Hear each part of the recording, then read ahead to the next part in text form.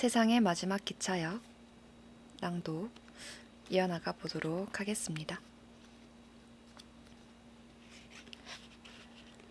자,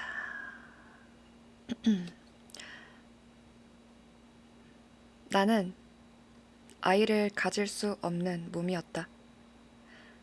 남편이 유난히 아이를 좋아하는 사람인 걸 모르지 않았다. 승강장에서 아기만 보면 먼저 말을 붙이러 가는 사람이었다. 평소 제복 가슴 부근에 달린 앞주머니에 사탕을 넣어뒀다 우는 아이에게 주는 모습도 여러 번 목격했다. 불임 치료를 받았지만 전혀 효과가 없었다. 나는 남편에게 헤어지자고 했다. 하지만 남편은 거부했다. 아이가 생기지 않더라도 당신만 있으면 괜찮다면서. 그는 내게 불임 치료를 관두라고 했다. 내가 힘들어하는 모습을 더는 보고 싶지 않았을 터였다. 결혼하고 세 번째 맞이한 초가을이었다. 집 근처 찻집 앞을 지나다 남편이 친척 부부와 차를 마시는 광경이 눈에 들어왔다. 무슨 일인가 싶어 들어갔는데 세 사람은 테이블에 둘러앉아 진지한 이야기를 나누고 있었다. 그나저나 애가 안 들어서 큰일이네. 귓전을 때리는 그 말에 테이블로 향하던 걸음을 멈췄다. 친척 부부가 헤어지는 게 낫지 않겠어? 하고 입을 모아 말했다. 애가 없으면 힘들 수도 있겠지. 잠자코 듣기만 하던 남편이 입을 열었다. 그러더니 의연하게 받아쳤다. 그래도 다른 사람을 만나야겠다는 생각은 한 번도 안 해봤어. 애가 있든 없든 아내는 아내니까. 나는 지금도 내 아내를 사랑하고 있고 이 마음은 앞으로도 변함없을 거야. 남한테 설교할 시간 있으면 본인들은 잘 살고 있나 한번 생각해보지 그래? 먼저 갈게. 남편은 테이블 위에 1,000엔짜리 한 장을 올려놓고 자리에서 일어섰다. 온화한 남편이 언성을 높이는 모습을 처음 보았다. 내가 있는 것도 모른 채 밖으로 나가는 남편의 등이 한없이 넓어 보였다. 사고가 나고 나서는 마음에 여유가 없어서 그의 죽음을 애도할 겨를이 없었다. 일이 일단락되고 나자 남편을 잃은 슬픔이 나를 덮쳤다. 나는 그가 숨을 거두는 순간을 보지 못했다. 제대로 된 장례식조차 치러주지 못하고 떠나보냈다. 사람들 눈을 피해 서둘러 화장해버렸다. 마당에서 놀던 하나가 커튼 틈새로 몸을 밀며 들어왔다. 하나는 올해로 10살이다. 비가 내리던 날 길바닥에 버려져 있던 하나를 남편이 집에 데려왔다. 남편이 흔들의자에 몸을 기대면 하나가 팔걸이에 폴짝 올라가 응석을 부렸다. 그 모습을 볼 때마다 저절로 미소가 지어졌는데 이제 남편이 그 의자에 몸을 맡기고 앉을 일은 없다. 더는 남편이 앉아있지 못하는 흔들의자에 하나가 뛰어올랐다. 그의 온기를 그리워하듯 팔걸이 위에서 몸을 동그랗게 말고 있었다. 그 모습이 너무도 쓸쓸해서 가슴이 미어졌다. 분홍색 벽으로 둘러싸인 병원 로비에 진찰받을 순서를 기다리는 사람들이 어깨를 나란히 하고 앉아 있었다.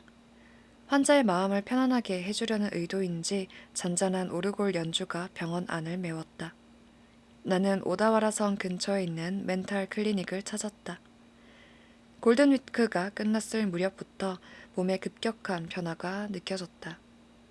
식사할 때면 젓가락을 거머쥔 오른손이 부들부들 떨렸다. 욕조에 몸을 담그고 있다 보면 시간 개념이 사라져 문득 정신을 차렸을 때는 1시간이 훌쩍 지나가 있기도 했다. 외출해서 눈에 보이는 것들이 어쩐지 허상처럼 느껴졌다. 일시적인 증세가 아닌 것 같아서 스마트폰으로 병원을 검색하다 이곳을 찾아왔다.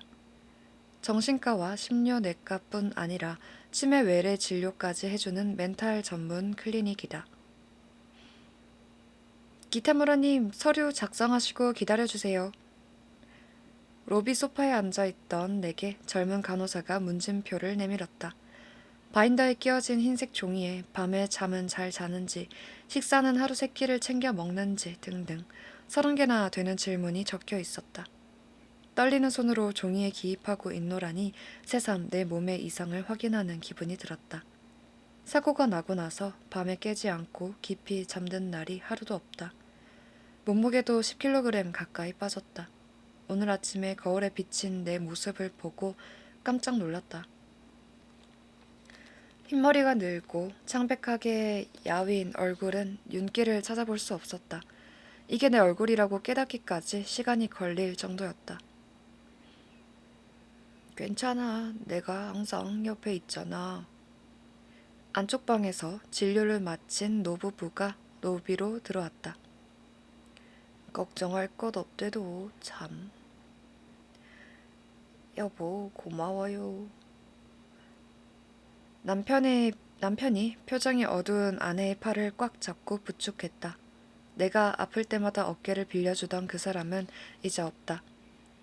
불임 치료를 받을 당시 약이 몸에 안 맞아서 구역질을 하면 남편은 화장실까지 쫓아와 내 등을 쓸어주었다. 실은 내색 하나 없이 지저분한 입가를 손으로 닦아주었다. 항상 내 곁을 지켜주던 그 사람이 이제 세상에 없다. 작성한 문진표를 제출하려고 일어서는데 눈앞이 빙그르르 돌았다. 심장을 꽉 쥐어짜는 느낌이 들면서 소파로 쓰러지듯 앉았다. 괜찮으십니까? 옆자리 노인이 급히 내 쪽으로 다가왔다. 죄송합니다. 괜찮아요. 잠시 그러고 있는 사이 가슴 통증이 서서히 줄어들었다. 서둘러 달려온 간호사에게도 괜찮다고 이야기했다. 정말 괜찮으십니까? 옆자리 노인이 걱정스러운 눈길을 보내었다. 괜찮아요. 일어서다 갑자기 현기증이 나서 그만. 나를 살펴보던 노인이 자리에서 일어났다. 화장실 옆에 놓인 정수기로 가더니 종이컵에 물을 담아 가져왔다. 물 좀 드세요. 고맙습니다. 잘 마실게요. 고맙다고 인사하자 그는 내 마음을 편하게 해주려는 듯 미소를 지어 보였다. 간호사가 우지키님 안쪽 진료실로 들어오세요 하고 부르자 노인은 저는 이만 하며 한 번 더 웃더니 치매 외래 진료실로 돌아갔다. 차가운 물을 한 모금 마시자 온몸의 갈증이 순식간에 사라지듯 세포 하나하나가 물기를 머금었다.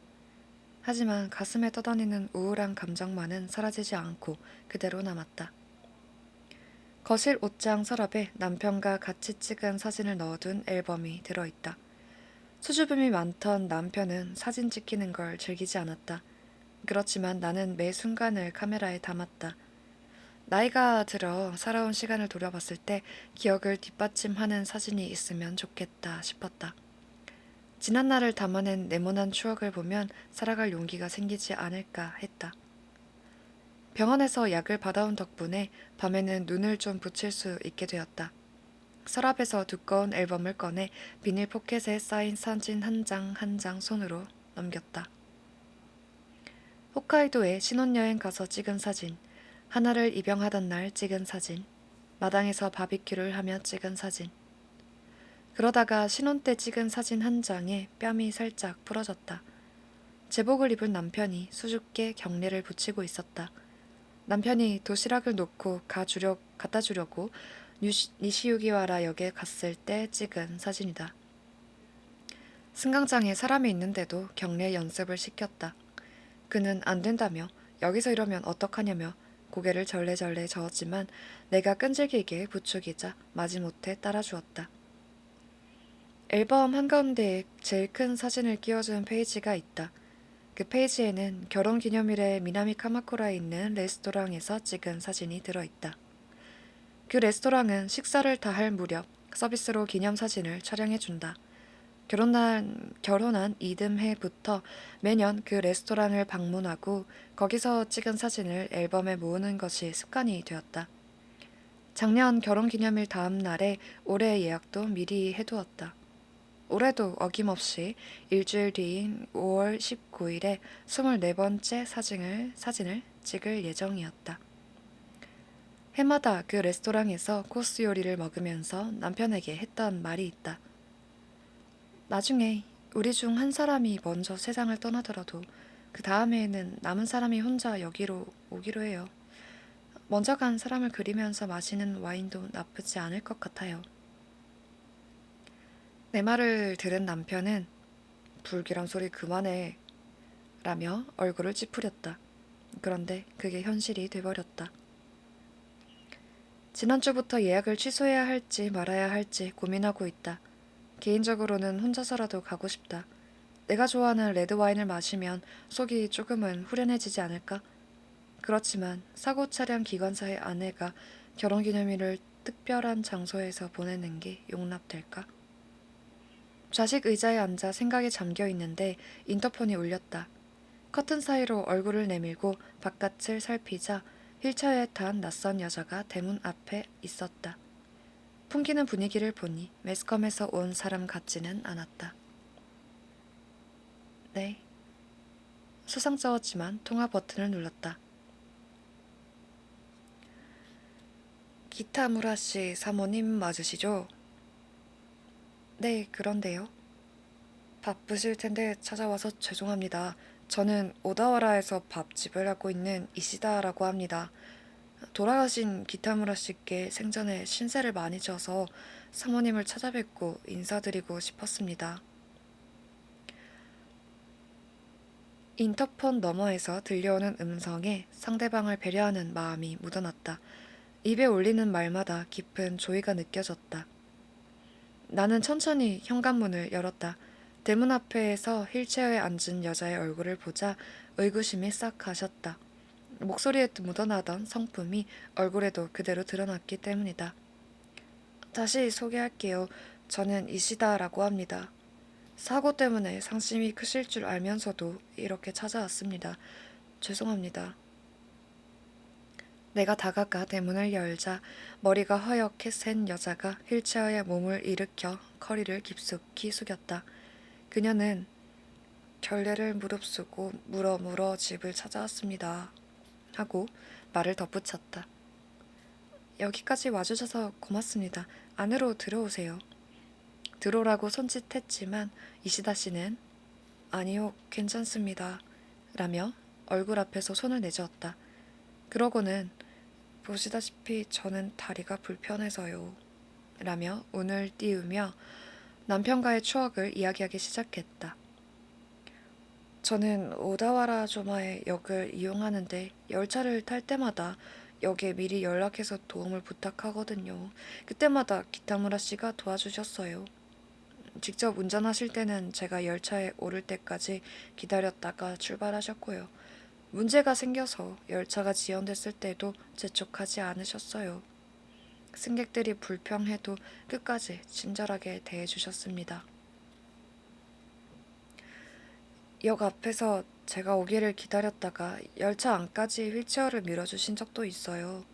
제가 역에 연락하면 다음 운행 전까지 낮잠을 자다가도 기어이 일어나 역 계단 아래에서 기다리고 계셨답니다. 이야기를 들으며 참으로 남편답다 싶었다. 남편이 휠체어를 밀어주는 모습이 눈에 선했다. 기타무라 씨는 사모님 칭찬을 곧잘 하셨어요. 어머나. 꼭 두새벽에 출근하는 날도 번번이 같이 일어나서 배웅하셨다면서요. 안 그래도 된다고 수십 번 말해도 꼭 일어나신다고. 사모님께 잘 다녀오라는 인사를 들으면 오늘도 힘내야겠다는 마음이 든다고 하셨어요. 제가 남편을 먼저 보낸 탓도 있어서 자주 부부 이야기를 했습니다. 언제였나 기타무라 씨가 그러시더라고요. 다음 생에 다시 태어나도 사모님과 결혼하고 싶다고. 기타무라 씨는 사모님을 깊이 사랑하셨던 겁니다. 가슴이 뜨겁게 달아올랐다. 수줍음이 많고 말수가 적은 그에게서 얼굴을 마주보며 좋아한다거나 사랑한다는 말을 들어보지 못했다. 이시다 씨가 가면서 돈가스 덮밥이 든 플라스틱 용기를 건네주었다. 이시다 씨가 운영하는 식당의 명물이라고 했다. 거실로 돌아와서도 이시다 씨에게 들은 이야기들이 귀에서 떠나지 않았다. 테이블 위에는 작년 결혼 기념일에 그 레스토랑에서 찍은 사진이 펼쳐져 있었다. 이시다 씨의 말을 듣고 나니 이 사진이 지금과는 다른 의미로 다가오는 것 같다. 하지만 잊어선 안 된다. 남편에게 잘못이 없다고 하더라도 결과적으로 많은 승객이 목숨을 잃은 것은 변함없는 사실이다. 사고로 피해자 유가족이 느꼈을 고통은 내가 느낀 것에 비할 바가 아닐 것이다. 그들을 두고 혼자서 느긋하게 와인을 음미할 수는 없다. 만일 남편이 나와 같은 입장이었더라도 마찬가지였을 터였다. 나는 살며시 앨범을 닫았다. 그러고 나서 스마트폰을 들고 레스토랑에 예약 취소 전화를 걸었다. 어슴푸레한 새벽빛을 등지고 세면실에서 세수를 했다. 세면실 전등은 물론 집안의 모든 조명은 불이 꺼져 있다. 날이 갈수록 밝은 장소가 무서워졌다. 집에 있다는 걸 매스컴에 들킬까봐 불을 끈 건 아니다. 그저 불 켜진 공간이 두려울 따름이다. 아침 일찍 눈을 떠 세면실로 갔을 때 그랬다. 거울 앞이 환하면 급격히 늙어버린 내 얼굴을 마주하게 된다. 최근 2달 새 화장으로 가릴 수 없을 만큼 얼굴에 주름이 늘었다. 아침 공기를 마시고 싶어 집 밖으로 나갔더니 대문 옆 우편함에서 부스럭거리는 소리가 들렸다. 나보다 한 발 먼저 눈을 뜬 하나가 벚나무 위에서 우편물을 물고 뜯고 있었다. 나뭇가지에서 폴짝 뛰어내린 하나의 입에 우편물 2통이 물려 있었다. 한 통은 남편의 산재보험과 관련된 것으로 도인철도에서 보낸 봉투였다. 내용물을 확인하려고 하나의 입에서 우편물을 살짝 잡아당기자 나머지 한 통이 땅에 툭 떨어졌다. 집어 들어보니 봉투 뒷면에 네모토 신지라는 모르는 이름이 적혀 있었다. 그 자리에서 충동적으로 봉투를 열었다. 세로로 글씨를 쓴 편지지가 접혀 있었다.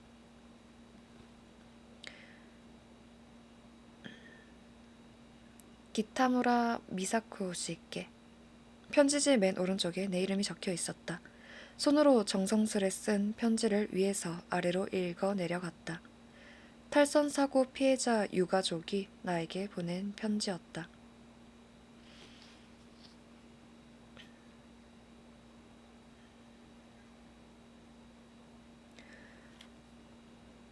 기타무라 미사코 씨께. 갑작스레 이렇게 편지를 보내서 죄송합니다. 저는 네모토 신지라고 합니다. 올해 3월 5일에 발생한 가마쿠라산 사고로 저는 외아들 시니치로를 잃었습니다. 사랑하는 아들을 떠나보내고 저와 제 아내와 며느리가 될 예정이었던 아들의 약혼녀는 앞이 막막했습니다. 3월 19일에 열렸던 피해자 설명회를 기억하시리라 생각합니다. 그날 그 자리에서 당신이 피해자 가족들 앞에서 고개를 숙이던 모습을 봤습니다. 그런 상황에서 쉬할 수 있는 행동이 아니지요. 참으로 성실하신 분이라 생각했습니다. 그날 이후 당신이 제 머릿속에서 떠나질 않더군요. 저도 오다와라에 살고 있습니다. 4월 24일에 사고 공식 발표가 나오고 나서 아름아름으로 기타무라 씨 댁 주소를 알아냈습니다. 피해자 유가족의 한 사람으로서 당신께 꼭 드리고 싶은 말이 있어서 노파심인 걸 알면서도 이렇게 펜을 들었습니다. 저의 무례를 용서해 주시기 바랍니다. 먼저 각종 미디어를 통해 당신이 사리 분별 못하는 사람들 때문에 여러모로 피해를 보고 계신다는 말을 듣고 마음이 아팠습니다. 직접 만나 용서를 빌지 못하는 겁쟁이들을 대신해 제가 사죄를 드립니다. 진심으로 죄송합니다. 그리고 이번 사고와 관련해서 한 말씀 드리자면 열차를 운전했던 남편분께는 아무런 잘못이 없습니다. 물론 사모님이 책임지실 일도 없습니다. 향후 사고 관련 재판에서 가해자인 도인철도 측이 당신께 조금이라도 불이익을 가하려 한다면 제가 증언대에 서겠습니다. 한 번 더 말씀드립니다만 당신은 책임이 없습니다. 피해자 설명의 날 제가 본 당신은 제 옆에 주저앉아 있던 며느리와 다름없는 제 아이의 약혼녀와 같은 눈을 하고 있었습니다. 당신도 이번 사고로 사랑하는 남편을 잃은 사람입니다. 제가 본 당신 눈동자에는 울다 지친 사람의 눈에만 보이는 애수가 서려 있었습니다. 키타무라 씨, 저는 사람에게는 자기 생명을 스스로 마감할 권리가 있다고 생각합니다. 개인의 그 권리에 대해 생판 남인 제가 끼어들어 가타부타 말하는 건 원래 옳지 않습니다. 하지만 칠순을 앞에 둔 노인의 경험으로 당신께 한마디만 할 수 있게 해주세요.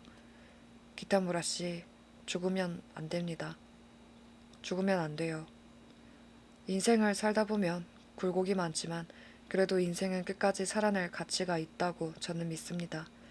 이달 들어 건강이 나빠진 며느리가 병원에 갔다가 임신했다는 소식을 들었습니다. 물론 아이 아버지는 죽은 제 아들 신이치로입니다. 우리 가족은 살아가는 길을 택했습니다. 굴러떨어지는 돌도 때가 되면 멈추듯이 이 세상은 언제나 우리에게 빛나는 미래를 선사합니다. 인생이란 참으로 얄궂지요. 언젠가 당신의 미래에 눈부신 빛이 비치기를 기원하고 믿고 확신하며 네모토 신지 다이코 도모쿠 드림. 내게 말을 거는 듯한 편지를 읽어내려가는 동안 눈물이 와르르 터져 나와 볼을 타고 흘러내렸다. 편지지 맨 끝에 적힌 세 사람의 이름은 각각 필체가 달랐다.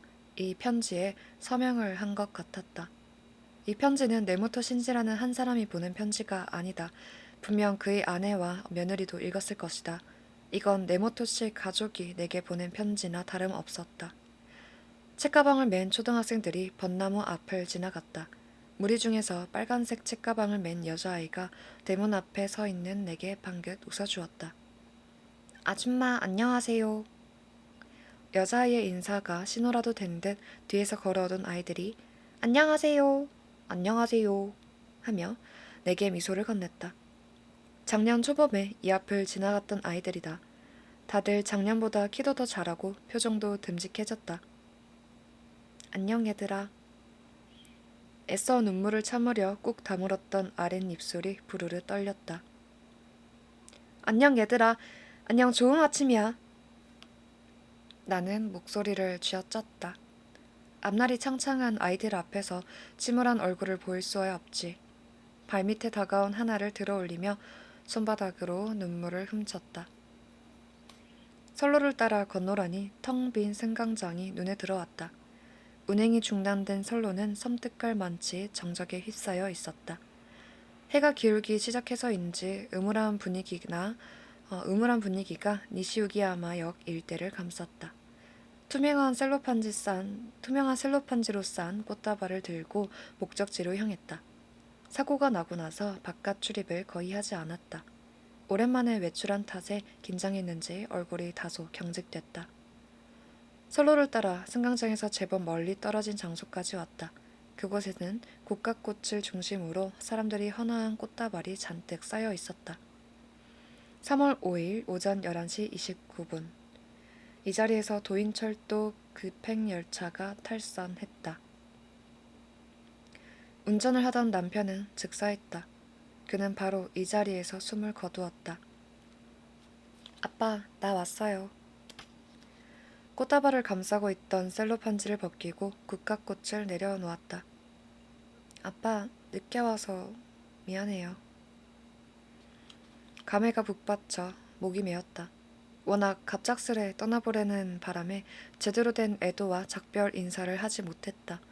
시간이 꽤 지나 이곳에 왔더니 뒤늦게 찾아온 절절한 슬픔이 가슴을 파고들었다.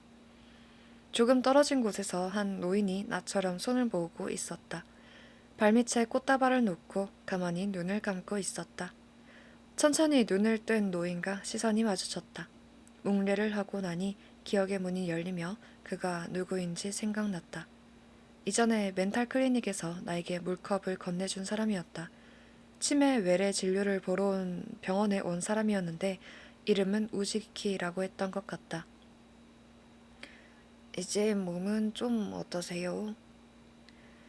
우지키 씨도 나를 알아봤는지 옆으로 다가와 표정을 누그러뜨렸다. 덕분에 마음이 많이 진정됐습니다. 그거 참 다행이군요. 그건 그렇고. 옆에 쌓인 꽃을 흘깃 쳐다보더니 그는 조심스레 말문을 열었다. 외람된 말씀이오나 가마쿠라선 사고로 혹시 누가 돌아가셨습니까? 잠시 틈을 뒀다가 나는 고개를 살짝 끄덕여 보았다. 무례한 질문을 해서 죄송합니다. 아니에요. 마음에 담아주지 마세요. 고개를 내젓는 나를 보며 우즈키 씨는 미안하다는 듯 머리를 숙였다. 다시 머리를 든 우즈키 씨는 선로 쪽으로 눈을 돌렸다. 홀쭉한 그의 옆 얼굴에 나와 비슷한 그늘이 드리워져 있었다. 좀 전에 나눈 대화에서도 어쩐지 억지로 마음을 다잡고 있는 듯한 느낌이 들었다. 죄송하지만 혹시 우즈키 씨도 사고로 누군가를 잃으셨나요? 실례를 무릅쓰고 던진 질문에 우즈키 씨는 입을 다물고 고개를 주걱거렸다. 그러고 나서 슬픔을 토해내듯 숨을 내쉬고 머리를 살짝 숙인 채 대답했다. 실은 금년 2월에 손녀딸이 여기서 급행열차를 향해 몸을 던졌습니다. 나는 할 말을 잃었다. 열차에 치여 저쪽 가마쿠라 이키타마 신사토리 옆에서 돌아올 수 없는 몸으로 발견되어 우즈키 씨는 여기까지 털어놓더니 미처 다음 말을 잊지 못했다. 사정은 서로 다르지만 우리는 둘 다 사랑하는 사람을 잃었다. 우즈키 씨가 느꼈을 고통이 내 것처럼 느껴져 가슴이 아팠다. 우즈키 씨는 손녀에게 일어난 일을 줄곧 가슴에 묻고 지내지 않았을까? 내용이 내용인지라 남에게 쉽게 말할 수 없었을 것이다. 그의 가슴에 맺힌 응어리가 얼마나 큰지는 진땀으로 범벅이 된 관자놀이를 보면 알 수 있었다.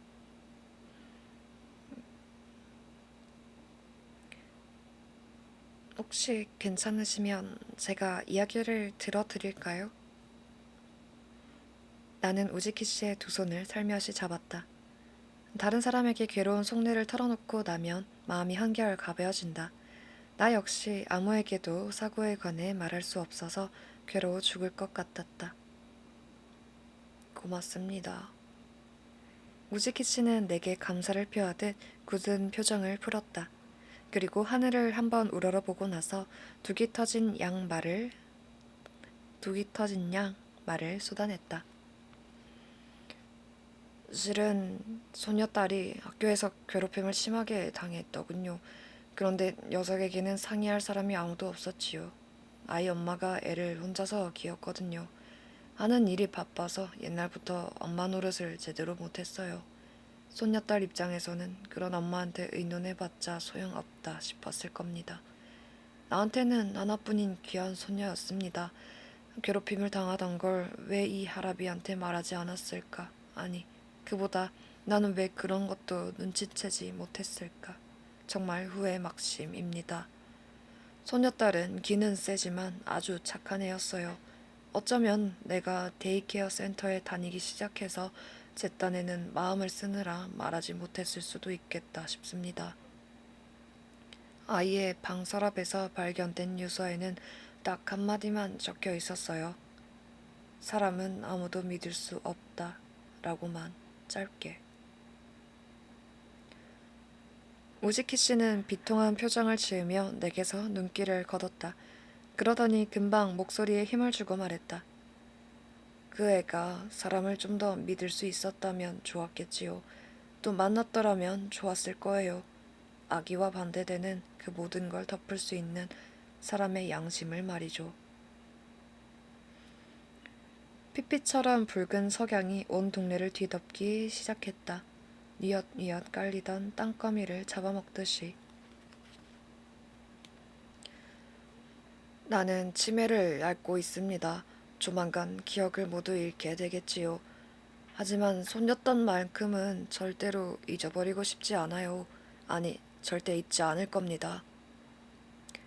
자신에게 들려주듯 말하고는 어깨에 메고 있던 가죽 가방에서 여러 권의 노트를 끄집어냈다. 그의 이름만은 절대로 잊고 싶지 않아요. 그래서 손녀딸 이름을 노트에 매일매일 쓰고 있습니다. 가슴에 아로 새기려고 수천 번, 수만 번. 펼쳐진 노트의 한 장 한 장마다 똑같은 이름 하나가 빼곡히 적혀 있었다. 유키호였다. 아무리 그래도 새빨간 석양을 등지고 우지키 씨는 동의를 구하듯 내게 물었다. 내게 좋은 추억을 잔뜩 만들어준 사람을 잊기는 어렵겠지요? 우지키 씨의 물음이 내 가슴을 쿡 찔렀다. 여전히 무엇 하나 잊지 않고 기억하는 남편과의 추억을 떠올리며 아랫입술을 꽉 물었다. 거실에 놓인 핸들 의자에 하나가 자그마한 몸을 말고 앉아 있었다. 하나는 남편이 언젠가 이 자리로 다시 돌아오리라 믿는 것 같다. 밖에서 무슨 소리만 나면 남편이 온 줄 알고 현관으로 날아간다. 그 후 쓸쓸하게 터벅터벅 돌아오는 모습을 보면 북받쳐 오르는 감정을 주체할 수가 없다.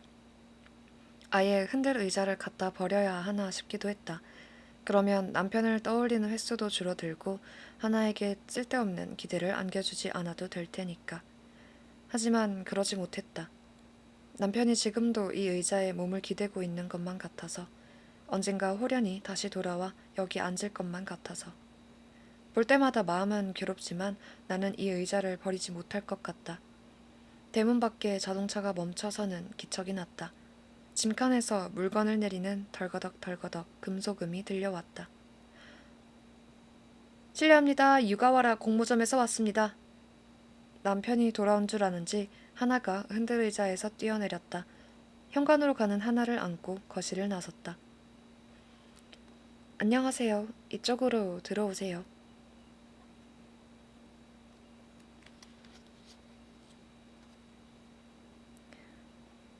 오늘은 여기까지 읽도록 하겠습니다.